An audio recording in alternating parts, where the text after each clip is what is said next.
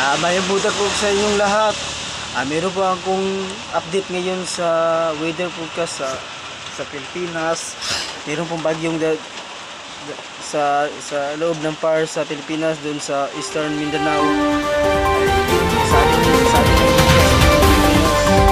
nasa ay nasa Ilagang Mindanao ay Ilagang Mindanao. Yung sabi ng taga Negros na sabi ng Pag-asa, signal number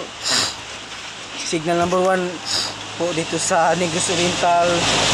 Sabi nila signal number 1 dahil malakas yung ang bagyo ay Nganlag Kabayan. Dito sa Negros ay malakas ang ulan dito. Dahil sa convergence ng LPE sa ating bansa, nasa loob ng PAR ng Pilipinas. Tapos ganyan ang kalagayan natin sa ating lugar dito sa Negros Oriental, ay malakas ng ulan kanina pang umaga hanggang ngayong hapon na po ay umulan din. Tapos mag-update tayo sa weather forecast. Ako po na-update po si Boy Pa News ng Pilipinas. Ay dalawa po yung location, ay hindi malakas yung alon sa dagat, tapos malakas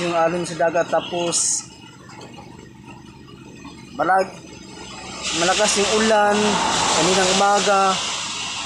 At update tayo bukas, so mamayang gabi, dahil malapit na ang Pasko. Dapat palagi tayong manalangin sa Diyos ay walang ibang papasok na bagyo sa ating bansa. And dyan lang ako, dito lang ako nagtatapos ng aking balita. Ako si Boy Pa News. Peace out. And thank you so much for watching my news.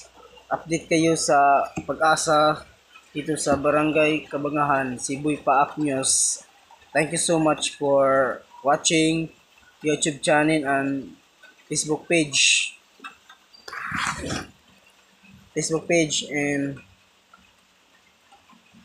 Instagram and YouTube channel. God bless you. Thank you for support me and help me and share and like and comment or follow.